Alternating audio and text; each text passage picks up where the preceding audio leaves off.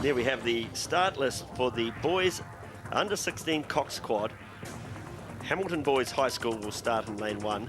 Otago Boys High School, Roncalli College from Timaru, Whakatane High School, St. Peter's College, St. Bede's College from Christchurch, I should say St. Peter's College from Auckland, Nelson College and Christ College from Christchurch. They're the starters in the boys under 16 quadruple sculls. So 4 boys with 2 sculls each and a coxswain either in the bow or in the stern. So the bow coxswain lying down as we have here with the crew from Hamilton Boys High School. And contrasting that, we have the crew from Otago Boys High School who have the coxswain sitting in the stern. And that really is a preference of the coach probably, or the utility also as a coxed forward. Traditionally they've been coxed in the stern, but most of them are like this, as we see Whakatane High School in the gold with their coxswain lying down in the bow. So about to get underway in the boys under 16 quadruple scull, and this, Nikki, the second age group in the secondary school hierarchy. That's right, and I noticed that Hamilton Boys High won this event last year, but we've got a similar situation to the previous race where Hamilton Boys High are out in lane 1. So they weren't, one of the fastest qualifiers. The fastest qualifiers here are Whakatane High School and St. Peter's of Auckland, and then St. Bede's College and Roncalli College. Well, these Whakatane boys have set tongues are wagging a little bit with a feature in the New Zealand Herald with their multicoloured hair and things.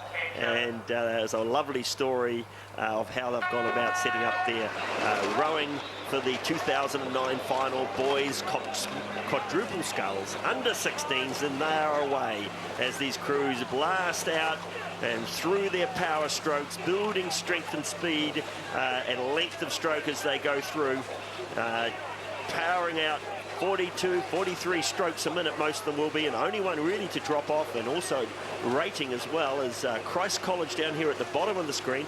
They've dropped away, but certainly good, strong starts from the rest of the field. Yeah, it's almost a dead line between all the rest of the crews. Nobody's really moved out at this point.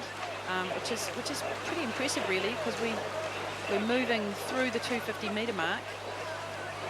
Well, it's very impressive. In this field was there were more than 40 crews that started in this field, so the depth of under 16 boys sculling and rowing has really grown. But you can see now the evenness and standard. These crews have really fought all the way through the week to get to this final, and they want to make every chance and opportunity of it. But at the top of the screen, in lane 2, just one down from the top of the screen, Otago Boys High School, coached by Fred Strawn, the legendary Fred Strawn, an octogenarian and one of the elder statesmen of New Zealand rowing. Still hard at coaching here at the Secondary School Rowing Championships, and he's got a very, very good little quad there that's just ticking it over very nicely as they approach the first quarter. They'd have the lead with down at the bottom of the screen in the blue boat, Nelson College. Yeah, well, Nelson College, even though they're out on the side, they're not letting themselves get left behind. They're rowing their own race, and they're doing very well to stay up with the top crews up there, although I would say that Otago Boys High have moved out to almost a length's lead now. Yeah, they're looking really smooth. They just sitting there very nicely when they lift the oars into the water. There's no great handle lift, so only the blade's been covered, and they're moving that boat immediately the oar enters the water. So they are looking, here they are, the Otago boys sitting quite comfortably now. You can see the stroke. He's in a good position because he can look across to his left, where we've got Whakatane High School and Roncalli College still very much in contact with these race leaders, Otago Boys High School. But it is the Southerners dominating at the moment in the boys under 16 quad, and they have now 2/3 of a length over Roncalli, who have a canvas over Whakatane High School. Yeah, well, if you look at the style of rowing that these Otago boys are taking, there's no lean back at all with their bodies. They're stopping the stroke when their bodies are pretty much on that dead upright, which is very common for quad rowing. It's all about the legs, not very much body swing, and these boys are rowing a quad like a quad should be rode, which is no surprise because they've got, as you say, the legendary Fred Strawn as their coach. And that boat was just sitting there beautifully for them. There wasn't much upward and downward movement of the hull, so it's just moving forward every single stroke. And they've now almost got clear water as they go past that 1,000-metre mark. So halfway in the boys under 16.4, and Otago have a clear water, but I think now this Whakatane High School has started to come alive again. I saw their stroke look around, and he had to look a long way over his right shoulder to see the race leaders, but he's on the go now, and he's on 38 strokes a minute just after the 1,000. Gosh, that's very high, but then these boys, you know, they're quite strong, but still quite light, so they can probably keep that rating up high, but how fit are they? That's the other point. So, So they've had a win already today in the under-16 double Whakatane High School, and the gap is closing. That very strong start from Otago Boys High School starting to get whittled away. First by Ron Carley to their left. So Ron Carley on 2 from the top of the screen. There are the race leaders, Otago, and here are the challengers. Ron Carley from Timaru, Whakatane High School, and Nelson College as well. They are the challengers to the Otago lead. There were a lot of big moves went in around the 1,000-metre mark, which has really changed the face of the race. Otago boys, they stayed out in front, but Whakatane and Ron Carley both did moves, and I just wonder whether Ron Carley's move was a bit longer or a bit stronger than everybody else's, because Ron Carley really have moved up into that silver medal position. Yes, well, the race is closing up now, and we have St. Bede's coming to it as well.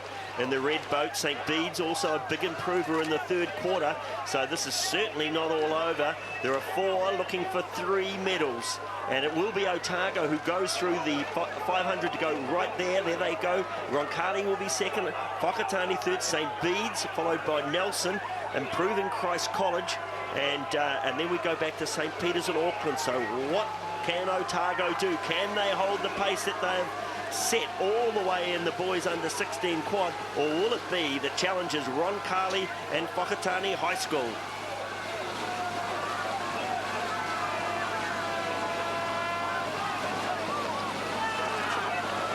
So we're closing down, and there's good overlap for Whakatane on the bow of Otago.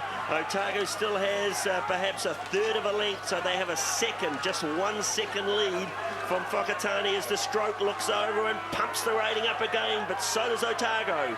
And so does Ron Carley. Look at them, they're moving, eating into Otago Boys High lead with every stroke.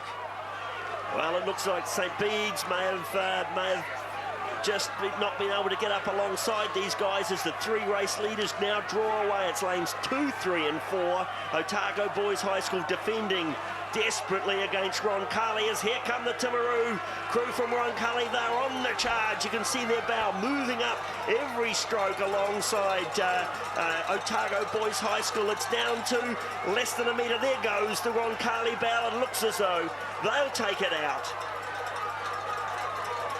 Ron Carley in lane 3, what a timing as they come through, and in come Whakatane too, so the silver medal's up for grabs. Otago Boys High School look as though they've been rolled on the line. And up goes the arm of the Ron Carley coxswain, and what a performance from the Timaru crew. Gee, it pulled Whakatane through, and I think Otago had to be only content with bronze. That's right, Whakatane were chasing Ron Carley, and in the process they managed to get their nose in front of Otago, so a well-earned silver for them. Boy, what timing, what superb timing, and great credit to the stroke and coxswain, because you've got to hold your wits about you in that situation. When you're behind like that, you have to have enough guts to be able to move through crews, and that's just what they did. They obviously stick to their own race plan, and when it came to the wind, they just wound like their lives depended on it, and they came through, moved through Otago Boys High and won the gold medal.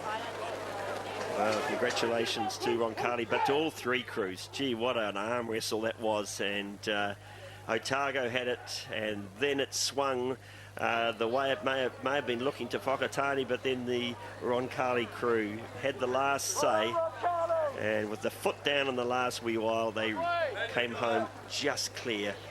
So the boys under 16 quad has produced another wonderful race. And it was a very even start in the boys under 16 quadruple sculls. But Otago Boys High School were the early race leaders and looked very comfortable as they gained a 3/4 of a length and nearly a length advantage by halfway. But the challenge came very strongly from Whakatane High School and Roncalli in the closing stages. It was Roncalli who just boosted their bow forward and went on to win by less than a second. Whakatane took the second spot ahead of Otago Boys High School.